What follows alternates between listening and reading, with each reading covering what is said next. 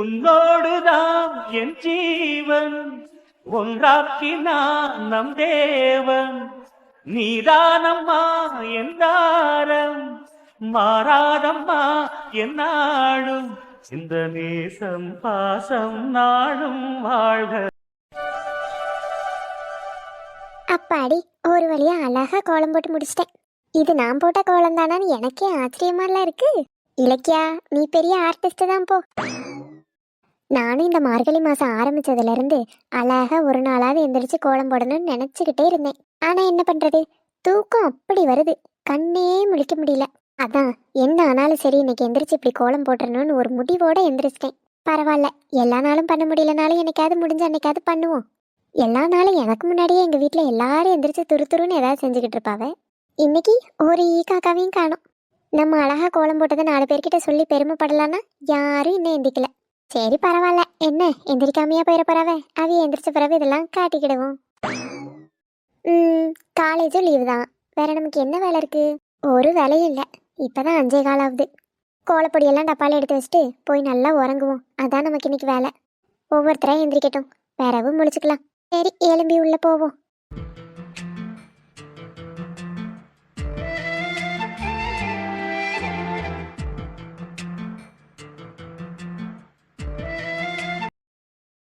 அடடா, நம்ம பொண்டாட்டி போட்ட கோலம் எவ்வளோ அழகா இருக்கு. இப்படியே அவளை பார்த்துக்கிட்டே இருக்கலாம் போலதான் இருக்கு. என்ன பண்றது, உரிமையா மாமியார் வீட்டுக்குள்ள இப்ப போக முடியாதே. இப்படி திருட்டுத்தனமா தான் இப்ப பார்த்தாகணும். அவளை தாலி கட்டி பொண்டாட்டி ஆக்கிட்டு பிறகு இப்படி உரிமையா வந்து நின்று சைட் அடிப்போம். லூசு, நிமிந்து பாக்குறாளா பாரு. இது என்ன சத்தம்? என்ன இசை இசைன்னு சவுண்ட் கேக்கு? பாம்பு கீம்பு எங்கேயும் நுழைஞ்சிட்டா? அடிக்காலம் முழுவதும் காத்திருப்பேன், நீ காணும் இடத்தினில் பூத்திருப்பேன். அடி ஒற்றை ரூபாய் பக்கம் 2 எந்த நண்பு சேர்ந்திருக்கும். அட, நம்ம மாமா. அவர் என்ன நம்ம வீட்டு முன்னாடி காலங்காத்தால வந்து நிக்கிறாரு? ஓய் ஓய், என்ன மாமா? இங்க வா. அங்க வரணுமா? எதுக்கு? அட, எலும்பி வா. ஐயோ, யாராவது பாத்துருவாங்க, நீங்க போங்க. அட, யாரும் பார்க்க மாட்டாங்க, நீ வா. சிட்டி கோலம் போட வந்தா இந்த மனுஷன் இன்னைக்கு வீட்டுல மாட்டி விட்டுருவான் போலயே. காலங்காத்தால அதுவும் எங்க வீட்டு முன்னாடி வந்து வண்டியை நிறுத்திட்டு யாரும் பார்க்க மாட்டாவ வான்னு கூப்பிடுறானே. கடவுளே, இந்த மனுஷனுக்கு நட்டுக்கிட்டு கலந்துட்டா. வா. வாரையா. மாமா, நீங்க எங்க இங்க? என் மாமியார் வீட்டுக்கு வந்தேன். ஏன் நான் வரக்கூடாதா? மாமியார் வீட்டுக்கு வர்றதுக்கு ஒரு நேரங்காலம் இல்லையா? இப்படி காலங்காத்தால வந்து நின்னா பாக்குறவங்க என்ன நினைப்பாங்க? அடிக்கிற பனிக்கு யாரும் எழும்ப மாட்டாங்க. அப்படி நீங்க தான் நினைச்சுக்கணும். தெருவில் நடந்து பாருங்க, அத்தனை வீட்டு பொம்பளைங்களும் வெளியே தான் கோலம் போட்டுட்டு இருப்பாங்க. அதெல்லாம் அந்த காலம், எல்லார் வீட்லயும் இப்படி எழும்பி கோலம் போட்டது. இப்பெல்லாம் அடிக்கிற பனிக்கு யாரும் வெளியவே வரதில்ல. யாராவது ஒரு சில வீட்டுல வேணா போடுவாவ. ஒரு சில வீட்டுல போடுறாவல்ல, அவிய நம்மளை பார்த்தாலும் என்ன நினைப்பாவ? பார்த்தா முறை பையன் முறை பொண்ணு கிட்ட பேசிக்கிட்டு இருக்கான்னு நினைப்பாங்க. வேற என்ன நினைப்பாங்க? நல்லா நினைப்பாங்க, நினப்புதான். அட, அப்படிதாம நினைப்பாங்க. இந்த 2 குடும்பத்துக்கும் தான் சண்டையாச்சே. இந்த 2 குடும்பம் தான் பல வருஷமா பேச மாட்டாவளே. ரவி இவி எப்படி நின்று பேசுறாவன்னு யோசிப்பாவ. அதுலயும் இந்த பிள்ளைக்கு தைரியத்தை பாத்தீங்களா? அவ வீட்டு முந்தையே அந்த பையனை வர சொல்லி பேசுறான்னு சொல்லுவாங்க. நல்லா கிளவிங்க கதை பேசுற மாதிரி சொல்றியே. ஆமா, நீயே கிளவிதானே, பிறகு நீ எப்படி பேசுவ? ஹலோ ஹலோ, நான் கிளவினா நீங்களும் கிளவன் தான். கிளவி புருஷா. அடிப்பாவி. ஆமா, கிளவி புருஷா கிளவி புருஷா கிளவி புருஷா. அப்ப நீ கிளவின்னு ஒத்துக்கிற? நான் கிளவியா இருந்தாலும் குமரியா இருந்தாலும் என் புருஷன் நீங்க தானே. நான் கிளவின்னு ஒத்துக்கிறேன், நீங்களும் கிளவி புருஷன் ஒத்துக்கோங்க. வர வர உனக்கு நல்ல வாய்க்கொழுப்பு அதிகமாயிருச்சு. இருக்கட்டும், தப்பில்ல. சரி, இப்ப யாராவது திடீர்னு வந்துட்டாங்கன்னா நீ என்ன பண்ணுவ? திடீர்னு வந்துட்டாங்கண்ணா நீங்க நிக்காதீங்க, டக்குன்னு வண்டி எடுத்துட்டு போயிருங்க. கேட்டா திருட வந்துட்டான், என் செயினை புடுங்கிட்டு போக, இங்க வந்தோன்னே அவன் பயந்து ஓடிட்டான்னு சொல்லிடுவேன். பாத்தியா, ஒரு நிமிஷத்துல என்ன திருடனாக்கிட்ட பாத்தியா? அப்ப மாட்டினா உங்களுக்கு பரவாயில்லையா? இல்லதான். பெறவென்ன, மாட்டக்கூடாதுன்னா இப்படி ஏதாவது சொன்னாதான் முடியும். நீ அப்படி சொல்லிடுவ, கடைசியில ஊரே சேர்ந்து என்ன துரத்தும். பரவாயில்லையா? அதெல்லாம் நீங்க அசால்ட்டா தப்பிச்சு ஃபாஸ்டா போயிருவீங்க. ஆமாமா, வண்டியில நம்பர் இருக்குமா, அந்த நம்பரை வச்சு இது என் வண்டி தான் கண்டுபிடிச்சிட்டாங்கன்னா நாளைக்கு இப்படி நல்ல குடும்பத்து பையன் திருடுறான்னு என் மேல பழி வந்துடும். பரவாயில்லையா? ஐயோ, மண்டை மேல இருந்த கொண்டையை மறந்துட்டனே. என் புருஷன் என்கிட்ட எப்படி வேணாலும் இருக்கலாம், ஆனா ஊருக்கு திருட்டு பயலா இருக்கக்கூடாதே. புரிஞ்சா சரி. ஆமா, இப்படி வர்றது ரிஸ்க்னு தெரியும்ல, பிறகு யார் உங்களை வர சொன்னா? நீதான். ஐயோ, பொய் பொய் பொய் பொய். நான் எங்க சொன்னேன்? பொய்யா? நீதானடி சொன்ன நாளைக்கு காலையில நான் சீக்கிரம் எந்திரிக்க போறேன், கோலம் போட போறேன்னு. ஆ, ஆமா. நானும் இந்த மாசம் தொடங்கினதுல இருந்து சீக்கிரம் எந்திரிச்சு கோலம் போடணும்னு நினைச்சேன். முடியல, தூக்கம் வந்துட்டே இருந்துச்சு. இன்னைக்கு தான் என்ன ஆனாலும் சரி எந்திரிச்சிடணும்னு ஒரு முடிவு பண்ணேன். நான் சீக்கிரமா எந்திரிச்சு கோலம்லாம் போடுறேன்னு அந்த ஒரு பெருமையை உங்ககிட்ட சொன்னேன். ஆனா நீங்க இப்படி வந்து நிப்பீங்கன்னு நான் நினைக்கவே இல்லையே. நான் கூட சொன்னா நான் வருவேன்னு ஆசையில தான் அப்படி பண்ணியோன்னு நினைச்சேன். அதுவும் தான். ஆனா நான் கோலம் போடும்போதே வருவீங்கன்னு நினைக்கல. போட்டு முடிச்சுட்டு போன பிறகு நீங்க எழும்பி என் கோலம் எப்படி இருக்குன்னு அப்படியே சும்மா பைக்ல ஒரு ரவுண்டு வந்து பாப்பீங்கன்னு சொன்னேன். ஓஹோ, நீ போடுற கோலத்தை மாமா வந்து பார்க்கணும்னு ஆசைப்பட்டிருக்க. ஆனா நான் என் பொண்டாட்டி கோலம் போடும்போதே போய் பார்க்கணும்னு ஆசைப்பட்டேன், அதான் வந்துட்டேன். அருகில் உந்தன் வாசம் இந்த காத்தில் வீசுதே, விழித்தெருவில் போகும் உந்தன் உருவம் தேடுதே, பாவிரெஞ்ச என்ன செஞ்ச. ஓய் பொண்டாட்டி, சொல்லுங்க மாமா. கல்யாணம் பண்ணிக்கலாமா? காலங்காத்தால கேட்குற கேள்வியா இது? காலையில கேட்க கூடாதா? அப்ப நான் சாயங்காலம் வந்து கேட்கட்டுமா? ஐயோ, இந்த நேரத்துல இந்த மொக்க காமெடிலாம் அவசியம் தானா மாமா? பிறகு நீ தான் கேட்குற காலையில கேட்குற கேள்வியான்னு, அதான் அப்படி சொன்னேன். கல்யாணம் பண்ணிக்கலாமான்னு கேட்கறக்கு நேரம் காலெல்லாம் கிடையாது, தோணுச்சுன்னா கேட்கலாம். சொல்லு, கல்யாணம் பண்ணிக்கிறியா? ம், பண்ணிக்கிறேனே. எப்போ பண்ணிக்கலாம் சொல்லு. எப்போ வேணாலும் பண்ணிக்கலாம். அடுத்த மார்கழிக்குள்ள நீ என்ன கல்யாணம் பண்ணிட்டேன்னா நீ கோலம் இப்படி தனியா போடணும்னு அவசியம் இல்லை.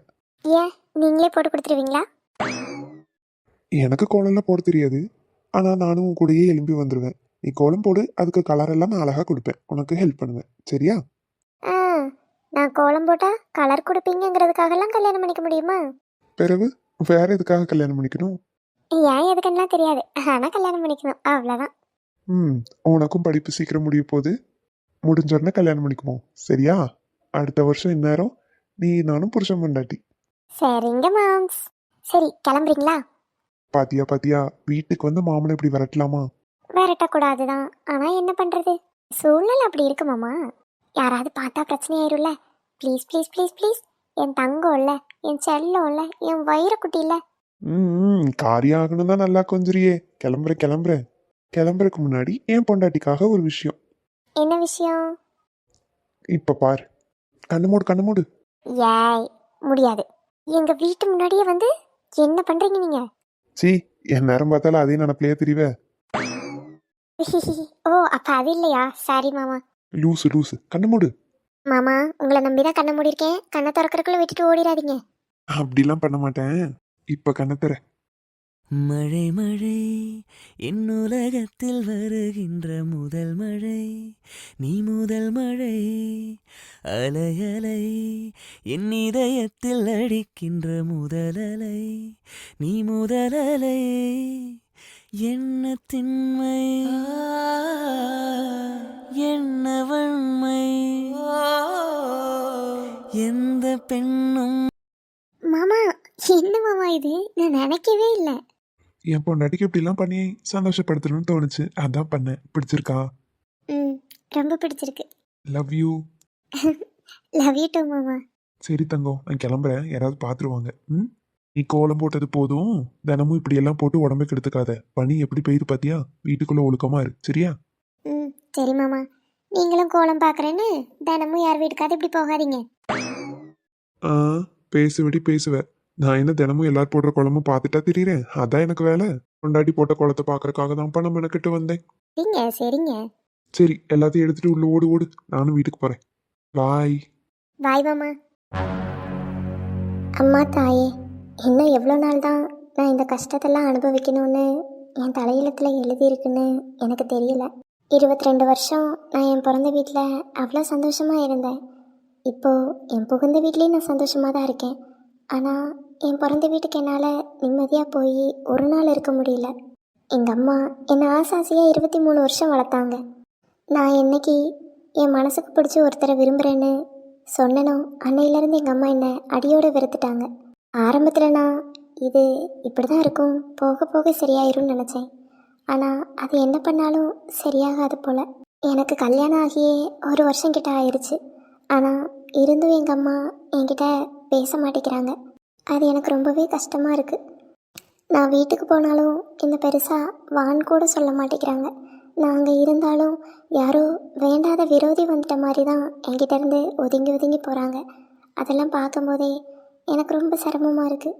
இப்போ தான் பழைய மாதிரி எங்கள் அம்மா என்கிட்ட பேசுவாங்கன்னு எனக்கு தெரியல. சீக்கிரம் எங்கள் அம்மா பேசுறதுக்கு ஒரு வழி வகுத்து கொடுமா.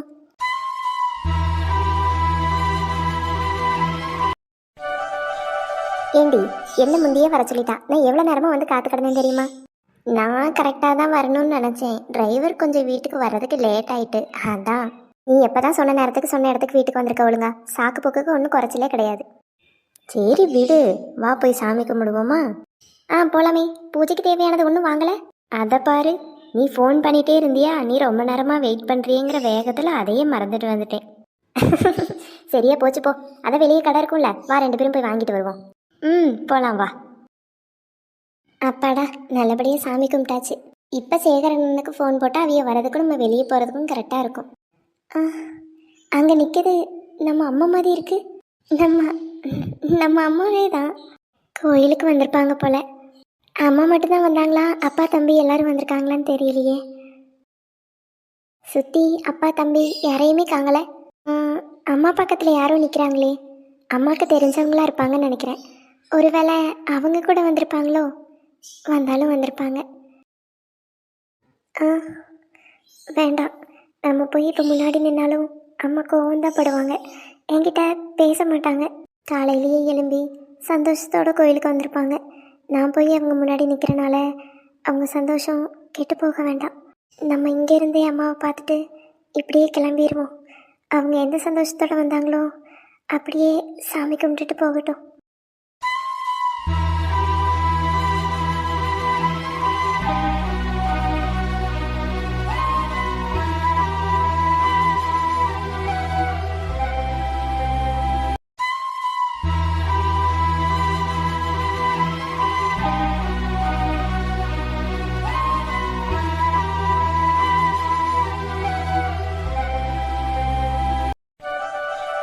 என்ன, நம்ம வீட்டு வாசலை பாத்தியா? இல்லையே, ஏன் என்னாச்சு? ஏல போய் பாருல. வேலைக்கு போகும்போது பார்த்துக்கிடுறேன். அதில் என்ன விசேஷம் சொல்லு. நீ இப்பமே பாராமல, சும்மா தானே கிடக்கா. அட, என்னன்னு சொல்லையும் மாட்டக்கா. போய் பாரு பாருன்னா என்ன தலூசு நான் பார்க்க. நான் கோலம் போட்டேன் தெரியுமா ரொம்ப நாளுக்கு பிறகு. சரி. என்னல சரின்னு உடனே சொல்லிட்டா? எடி, நீ கோலம் போட்டியான்னு கேட்கல, வெளியே வாசல பாரு பாருனியே, எதுக்கு அதை சொல்லு முத. இல்ல எரும மாடு, நான் கோலம் போட்டது தான் சொல்லுதேன். நான் ரொம்ப நாள் பிறகு போட்டிருக்கேன், போய் பாரு அழகா போட்டிருக்கேன்னு சொன்னேன். அட, இதுதான் விஷயமா? நான் கூட என்னமோ ஏதோ நினைச்சிட்டேன். காலையில இந்த பனிக்குள்ள எந்திரிச்சு அழகா நான் கோலம் போட்டிருக்கேன்னு சொல்லுதேன். இதுதானா அசால்ட்டா கேட்குறேன்? கோலம் போட்டு பார்க்குறவியலுக்கு தான் அந்த கஷ்டம்லாம் தெரியும். என்ன, இது ஒன்றும் சாதாரணமான விஷயம் இல்லை. எவ்வளோ கஷ்டம் தெரியுமா? ஏம்மா, அது கஷ்டம் இல்லைன்னா சொல்லலையே.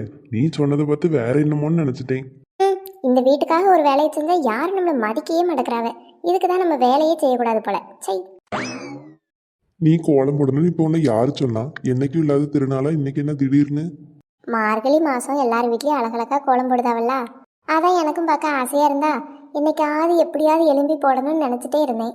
இன்னைக்கு தான் நல்லா உறங்காமல் எலும்பிட்டேன், அதான் போய் போட்டேன்.